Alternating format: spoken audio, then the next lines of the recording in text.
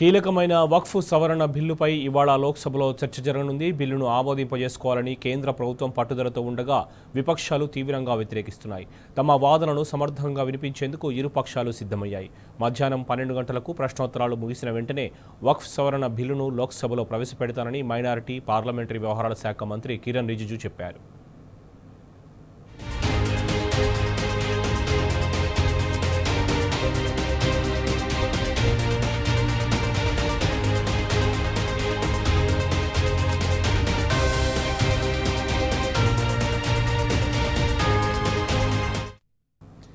బిల్లుపై చర్చ అనంతరం ఓటింగ్ జరిగే అవకాశం ఉంది. ఈ బిల్లు గురువారం రాజ్యసభ ముందుకు రానున్నట్లు తెలుస్తోంది. బిల్లుపై చర్చ కోసం ఉభయ సభల్లో 8 గంటల చొప్పున సమయం కేటాయించాలని నిర్ణయించారు.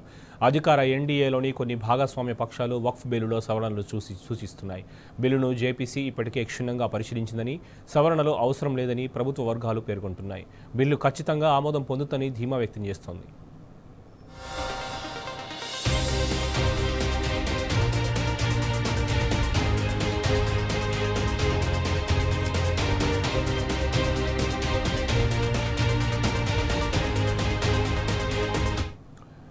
ఎన్డీఏలో బీజేపీ తర్వాత పెద్ద పార్టీలైన తెలుగుదేశం, జేడీయూ తమ ఎంపీలకు విప్ జారీ చేశాయి. బుధవారం సభ్యులంతా హాజరు కావాలని ఆదేశించాయి. బిల్లుకు మద్దతు పలకాలని ఆ రెండు పార్టీలు నిర్ణయించుకున్నట్లు సమాచారం. ఇతర పార్టీలు సైతం తమ ఎంపీలకు విప్లు జారీ చేశాయి. వక్ఫ్ సవరణ బిల్లుపై స్పీకర్ అధ్యక్షతన బీఏసీ సమావేశం నిర్వహించగా విపక్షాలు వాకౌట్ చేశాయి.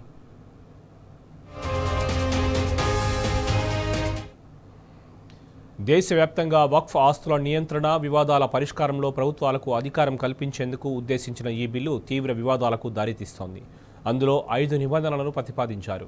వాటి ప్రకారం వక్ఫ్ బోర్డులో ముస్లిమేతరులకు విధిగా స్థానం కల్పించాలి. ఏదైనా ఆస్తి వక్ఫ్ బోర్డుకు చెందుతుందా, ప్రభుత్వానికి అన్న వివాదం తలెత్తితే దానిపై సంబంధిత రాష్ట్ర ప్రభుత్వం నియమించే ఉన్నతాధికారి నిర్ణయమే అంతిమం. ఇలాంటి వివాదాలపై ఇప్పటిదాకా వక్ఫ్ ట్రిబ్యునల్ తీర్పే అంతిమంగా ఉంటూ వస్తోంది. ఇకపై ఆ ట్రిబ్యునల్లో జిల్లా జడ్జితో పాటు రాష్ట్ర ప్రభుత్వ సంయుక్త కార్యదర్శి స్థాయి ఉన్నతాధికారి కూడా ఉండాలని బిల్లులో ప్రతిపాదించారు. అంతేగాక వక్ఫ్ ట్రిబ్యునల్ తీర్పులను ఇకపై హైకోర్టులో సవాలు చేయవచ్చు. బిల్లు చట్టంగా మారి అమల్లోకి వచ్చిన 6 నెలలలోపు దేశంలోని ప్రతి వక్ఫ్ ఆస్తిని సెంట్రల్ పోర్టల్లో విధిగా నమోదు చేయాలి.